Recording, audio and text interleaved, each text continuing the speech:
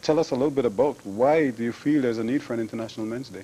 Right. Good morning, Ruskin. Thanks for the introduction.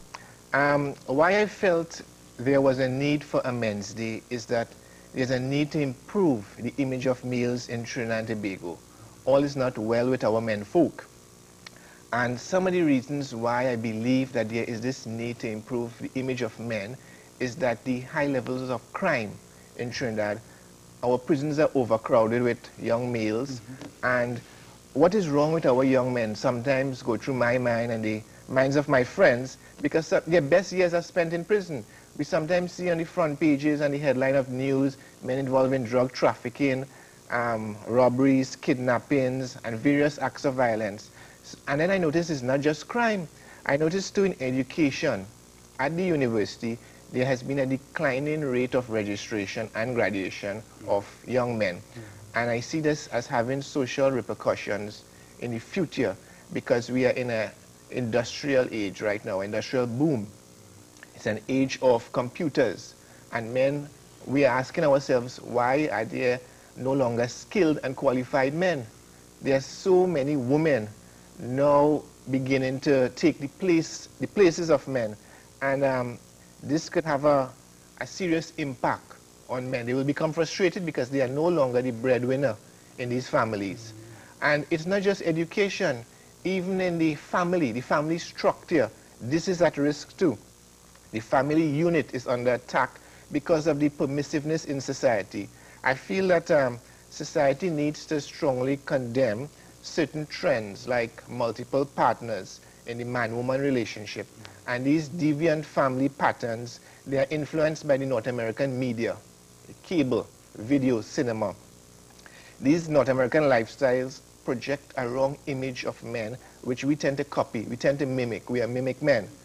And we see that men are being less responsible. And this exacerbates the common problem of the family with the absent father, the broken home. And this promotes promiscuity and leads to a rise in HIV and AIDS. So I noticed that there is men who are crying out for help. A few organizations were coming to their aid, but this was mostly at the conference level. And I felt that we should have a special day for them. And what I'm hoping, one of the objectives of this Men's Day is to create role models. It's to inculcate in men the virtues which will not just make them good role models in the field of sports. I know sports is your area, but also to promote role models in business, religion, education, and politics. Okay? Right now in the political field, we are into an election year, and I think we need better quality men as some of the candidates and some of our leaders, you know. We are only discussing issues of corruption. Why can't we have honest men of high caliber and trustworthy? The public still has questions. So I think even in the role of politics, we need some more responsibility, more responsible men. Let's just kind of break down some of the stuff you just mentioned there. You're talking about, for example, creating role models for men. I think generally here in Trinidad and Tobago, people have a very skewed perception of politicians, and this is male and female, Right. mind you. It has precious little to do with gender here. Right. But what are you trying to tell the politicians now in terms of this International Men's Day, or even tell the public about politicians? Or how should they view politicians? I think that the public needs to be aware that they have a right to vote, okay? And that they are not under pressure to vote for a party because they have this right to vote. And I think that they need to form themselves into pressure groups, maybe write letters to the editor, have a march, visibly show their discontent with the quality and the level of politics in Trinidad. If on a platform we spend half of the time throwing picong, bad talking each other, and we are not dealing with issues as poverty and health and the level of crime. Sometimes politicians would accuse each other of playing with statistics of crime. And we would fix potholes and things, and we would want to go and boast about that. But then, and then when both parties sometimes would accuse each other of stealing, who steal more than each other. And sometimes I wonder why third world countries such as ours would spend so much time, an inordinate amount of time, discussing superficial matters, you know, and why not get down to the brass tacks? Why are men committing crimes? Why is there a big gap in the gender relations? How do you plan to maybe address some of these problems through the International Men's Day? Who's going to be lecturing? We are having a panel of speakers. We are having social workers, activists, counselors from non-governmental organizations, community-based organizations, and we are allowing members of the public to participate, to air their views. And what I am hoping to achieve is that this Men's Day will not be confined to any particular class, race, or religion, or political group. Okay? And it's a discussion involving women too. We want to hear the woman's point of view, and that is why we're having a few women speakers to tell them what they feel is wrong with men and what they perceive as a proper role model of man. Well, I think one of the major complaints is all about communication. I don't think too many men communicate what they feel or what their plans are, especially with women. Right. And so I think there's a tremendous void in communication. Communication skills, I might add. I agree with you totally, and I feel that is one of the underlying factors in this breakdown in gender relations, is that men sometimes keep it within themselves. They stay quiet. They wouldn't want to go to talk to their priest or their imam or their pundit. They wouldn't want to go to counseling by a psychologist or a psychiatrist, because that has a stigma attached, a stereotype. And sometimes they keep it pressured inside them so much that when it really comes out, it's an act of domestic violence. I don't know if you saw on Wednesday, a serious act of violence was committed against this Maharaj family in Central, where the man, he chopped this woman and burned down his house. And it's family, though. Yeah, it's his family. That is his sad part. And he's an alcoholic. And we are going to address this alcoholism issue. You know, and sometimes I wish that the alcoholics would come to these seminars, because usually they would stay home or go to the bar. And it's the men who we should be talking to would not attend. So maybe you need to take it to them. Maybe we should have it in a rum shop or something. I'm not sure, but you know, that might be one thing you may want to consider.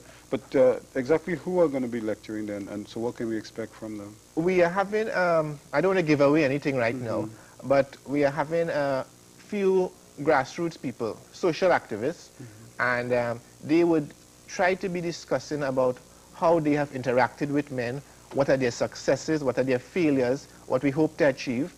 I got some nice brochures from the Ministry of Gender and Culture Affairs, and Wayne Riley will be a speaker there. He's in charge of the male support program. And I'm hoping we're having it about 2 hours in length. Admission is free. It says here that one of the objectives of the International Men's Day is to increase unity among males and to strengthen the global knowledge of masculinity. Right. And what exactly are you trying to get men to do now? Because a lot of men obviously feel that they're balanced. Right. You know, they have an appreciation for a variety of different things. Right. When somebody is invited to something like this, they say, but I'm, you know, well adjusted, kind of thing, you know. So how do you interest a person like that? Yeah? I think at that forum, we want them to speak out, ask them why they feel, because there's a lot of division among the men, and before the men could really address the problem with the women, why is this breakdown of communication, they need unity among themselves. They need to be united as a group. Blacks cannot tackle supposed race relations if they are not united. How could we go and, you know, talk to the whites if we are not united as blacks? Similarly, in gender relations, the men need to be united. They need to understand that we men folk need to not allow barriers and divisions, political divisions, social, cultural, to divide us. We need to get together and sort of bond, you know, assist each other, because you would feel better speaking man to man, you know, getting some advice, getting some counseling from a man. You would be able to emotionally support each other, you know. And then after that, from that phase, you might be able to understand where you went wrong in life, and from that stage, you're able to speak to women better, communicate better with the opposite sex. It's, you know, it's interesting that you called for a Men's Day, but we just had a situation recently here in Trinidad where promotion in the teaching service or appointment, where at one of the Catholic run schools, a female was up for appointment as a principal, and she didn't get it. And part of the explanation, whether it holds water or not, was that, you know, the teachers, the schools are inundated with female teachers, and they didn't want any female teachers at some of these Catholic schools, all boys schools, I would imagine, Right. to be run by or to have principals as the male teachers. So I find that it's a little bit ironic that in this day and age, Yes. we can still have a system or policy that, in a way, is discriminatory. Yes, I agree with you totally. I was a bit surprised to see this sort of thing happen in Trinidad in the year 2000. And I know that in the education system, there is a lack of males.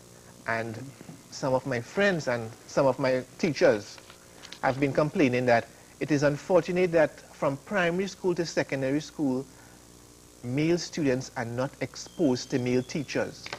And they say maybe this could result and lead to some of these social problems we're experiencing. A lack of male role models in the classroom. Okay, this could lead to increased peer pressure. It might lead to sometimes, you have to remember, some of these boys are coming from broken homes without a father. And if there's a male teacher, he could act as a role as a father. So I think that the men in society might be attracted to the teaching profession because of the salary increase. Okay, but we need also to question, why is there such few male teachers in the education system in Trinidad and the rest of the Caribbean? I think there was a time when a lot more males were attracted to the teaching service, but I suppose now, because of the whole the salaries and obviously the breadwinning role that men have been playing for years in the teaching service, they obviously felt that they needed to graduate to better paying jobs and maybe highly skilled jobs in that form, so the teaching service probably suffered. The women picked up the slack, and now they're running the show, literally. That's it. Let me just thank you so much, Jerome, for stopping by, as we're basically running out of time.